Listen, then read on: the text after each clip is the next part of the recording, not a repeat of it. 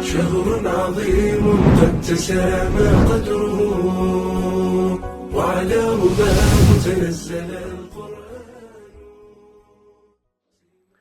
الحمد لله رب العالمين، والصلاة والسلام على رسول الله الأمين وعلى آله وصحبه أجمعين. أما بعد، نقف اليوم بإذن الله سبحانه وتعالى مع مسألة مهمة لها علاقة برمضان ولها علاقة بصيامنا، وأحب أن ننبه عليها قبل أن ينتهي بنا الشهر، حتى يكون الناس على معرفة بأحكامها ومعرفة كذلك بتفاصيلها ومعرفة بمقاصدها وحكمها، وهي موضوع زكاة الفطر،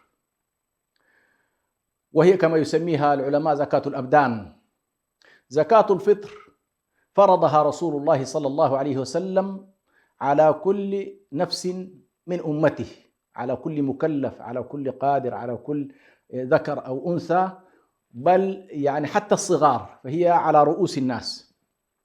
فرضها النبي صلى الله عليه وسلم، فحكمها إذن هو من الواجبات التي لا بد أن يلتفت الناس إليها وأن يعطوها حقها، وهي تعبر عن التكافل من جهة وعن التعبد من جهة أخرى. يعني تجمع هنا زكاة الفطر تجمع ما بين الجانب التعبدي وما بين الجانب أيضا المصلحي.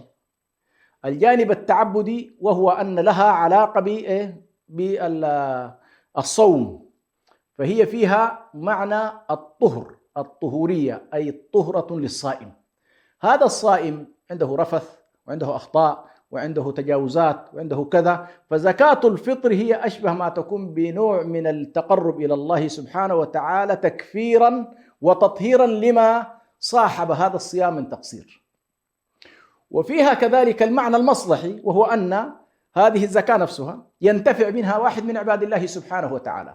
فالنبي صلى الله عليه وسلم لخص الأمر، قال فيها طهرة للصائم وفيها طعمة للمساكين، فهي طعم للمساكين وطهرة للصائم، فهي تجمع ما بين التعبد والجانب المصلحي.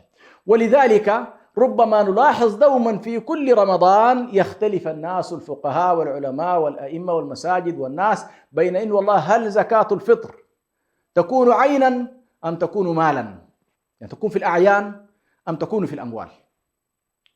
وهذا الخلاف حقيقة من الخلافات التي لا تنتهي، يعني مهما حاول الناس أن يجعلوا من هذا الخلاف خلافا خلاص يعني يمكن تجاوزه، يصعب جدا. لماذا؟ لأنه أولا لا يجوز للسلطان التدخل في الشأن التعبدي، لا يجوز للناس، الحاكم يكره الناس على أن والله تخرجونها مالا أو تخرجونها عينا. لماذا؟ لأن الحاكم لا دخل له في التعبديات، يعني الحاكم لا يتدخل في مسائل التعبد، لأن كل إنسان التعبد له علاقة بالديانة، يعني ما بينك وبين الله، ليس ما بينك وبين الحاكم. ما بينك وبين الحاكم قد ينظم، لكن ما بينك وبين الله يعني خاضع لعملية الفقه، فهذه لها علاقة بالفتوى أكثر مما لها علاقة بالأحكام ذات الطابع السلطاني. ولذلك قال النبي صلى الله عليه وسلم من حيث الأنواع، طبعا أخبر النبي صلى الله عليه وسلم عن الأنواع التي تخرج منها، وهي غالبا هي من قوت أهل البلد.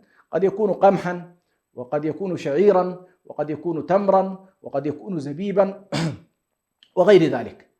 والمقدار الذي يخرج من الزكاة، يخرج للزكاة في الشخص الواحد، هو أن لكل شخص صاع، وتقدير الصاع بحسب التقديرات تقع من 2 كيلو ونص إلى 3 كيلو، يعني تقريبا في هذه المساحة. مثلا الفرد الواحد إذا عندك 10 أشخاص، فإنك أنت تضرب 10 في 2.5 بتطلع معك إما 25 كيلو أو بتطلع معك 30 كيلو، وهكذا. وقد تخرجها قمحا، وقد تخرجها ذرة كما هو أحوال كثير من البلدان الأفريقية، وقد تخرجها تمرا في البلدان التي تعتمد على التمور، على كل هي تخرج من غالب قوت البلد. ثم الوقت الذي تخرج فيه يعني يجوز على كل إخراجها، إذا تقدمت 2-3 من الشهر لا حرج في ذلك، ولكن تحرص إن شاء الله ألا تفوت من حيث الوقت، ألا تجعل زكاة الفطر تتأخر إلى صلاة العيد، لأنه إذا صلى الإمام فقد فات عليك الوقت وتتحول بعد ذلك إلى صدقة من الصدقات.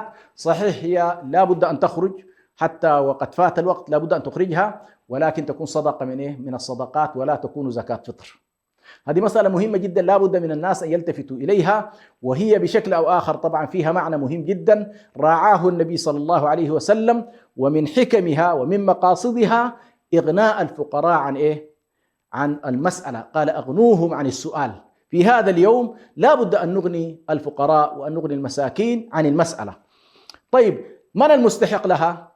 أو قبل الاستحقاق، من الذي تجب عليه؟ تجب على كل من عنده قوت يومه، ما زاد عن قوت اليوم بإمكانك أن تخرج. يعني هنا نلاحظ حتى من نسميهم نحن بالناس العاديين جدا اللي ما عندهم أصحاب أموال وكذا، ما دام عندك ما يكفي قوت اليوم والليلة أنت وأبنائك، ما زاد عن ذلك يجب أن تخرج زكاة الفطر.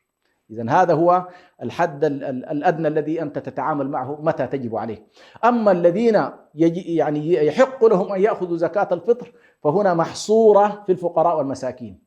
يعني لا تحاول أن تتعامل معها كزكاة الأموال، هذه زكاة الأبدان لا تعطى إلا للفقراء والمساكين من أهل الإسلام، فهي لا تذهب إلى المجاهدين مثلا باعتبارهم أهل جهاد، ولا تذهب إلى الغارمين، ولا تذهب المؤلفة قلوب، لا، فقط الفقراء والمساكين. وهنا نلاحظ في مسألة مهمة جدا، قد يكون هنالك بعض الفقراء تأتيهم الزكوات قبل يوم يومين من العيد وما شاء الله يحصلون على ما يكفيهم يوم وليلة ويفيض عندهم بعد ذلك شيء، نقول لهم أنتم أيضا تحولوا بطبيعة الحال إلى إيه؟ إلى منفقين، لأنكم أنتم أيضا بحاجة إلى أن تكفر عنكم، أنتم بحاجة إلى الطهر وبحاجة إلى أيضا إيه؟ أن تطعموا الآخرين، فتشتركوا مع الناس في هذا اليوم المبارك.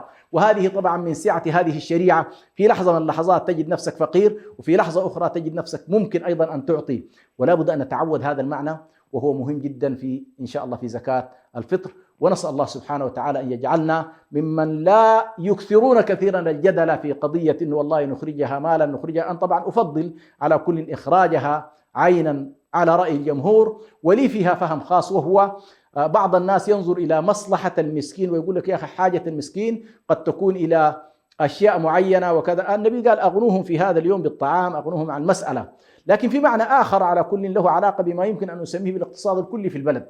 عندما يذهب الناس لشراء الأشياء هذه فإنهم يحركون الأسواق، وحركة الأسواق ستشغل العاملين وتشغل الفلاحين وتشغل الدولة ويتحرك دولاب الدولة كله. فكثير من الفقهاء ربما هذا المعنى على كل قد يكون قال به البعض لكن غير منظور عند الناس. والشريعة في إطار أيضا حركتها المالية على وجه التحديد لا تذهب في اتجاه والله مسألة الثمنية المحضة.